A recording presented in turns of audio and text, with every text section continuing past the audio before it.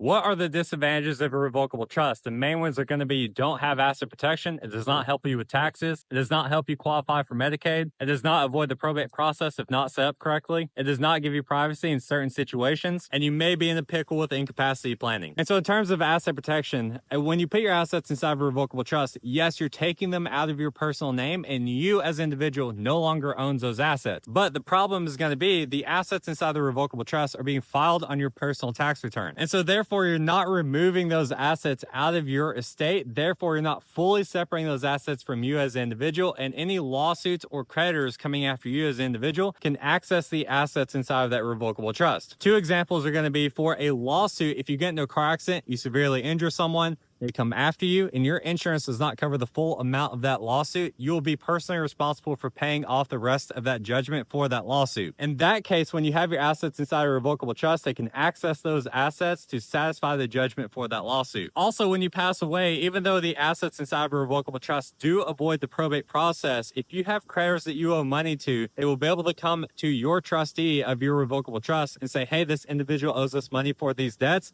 and that trustee will have to use the assets inside of your revocable trust to pay off those debts that you owe to those creditors when you pass away. The reason that this happens is because you don't have asset protection with the irrevocable trust. All a revocable trust does is avoid the probate process. In terms of taxes, a revocable trust will not reduce your estate taxes or your taxable income. And so when you put your assets inside the revocable trust, again, you're filing them on your personal tax return. Therefore, you're not reducing your taxable estate or the estate taxes that you owe. And then any income generated from the assets inside that revocable trust are being filed on your personal tax returns. Therefore, a revocable trust does not help you reduce your estate tax liability and does not reduce the income taxes that you'll be paying for the assets inside of that trust. A revocable trust is used to avoid the probate process, but if you forget to put assets inside of that revocable trust, they will not avoid the probate process, even if you have a trust and even if you call out those particular assets in that trust. And so thinking about putting a house inside of a revocable trust to avoid the probate process, let's say you list that property on that trust,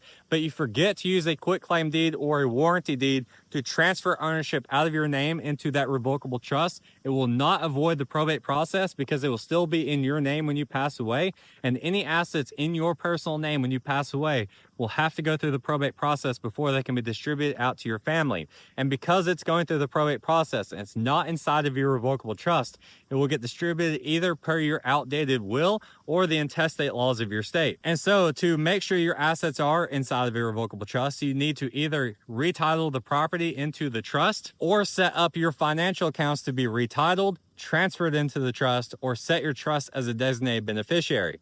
That way, all the assets will be inside the trust or have the trust listed as a designated beneficiary, and they will all avoid the probate process when you pass away. For incapacity planning, a revocable trust does account for incapacity planning. So this is how it's going to work. When you put your assets inside a revocable trust, you can be the trustee while you are alive and incapacitated. But in the event that you do become incapacitated, whether that's due to a car accident, a healthcare situation, or anything like that, your backup trustee will step into your role as trustee immediately and take over the management of the assets inside that trust. Now, when this happens, you are accounting for incapacity planning and they will be able to manage your assets on your behalf. But the problem is going to be if you don't have the proper rules, guidelines, and frameworks on how to manage your assets inside of that trust, they will not have that proper authority. And so you need to make sure you are accounting for you not being in control of those assets and give someone the actual proper guidance on how they should be managing the assets inside of that trust. A revocable trust does not help you qualify for Medicaid.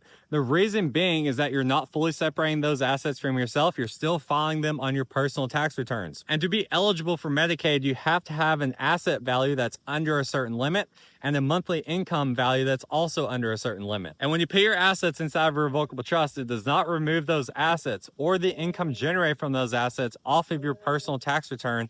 Therefore, it does not help you meet the eligibility requirements for Medicaid. If you want to make sure that your assets do all of these things, like have asset protection, qualify for Medicaid, have incapacity planning, avoid the probate process, give you tax benefits like estate taxes and taxable income, then you can put your assets inside of an irrevocable trust that will accomplish all of those things, unlike a revocable trust will. If you want help setting any of this up, click the link in the bio, fill out the form, and schedule a time to talk to someone on our team.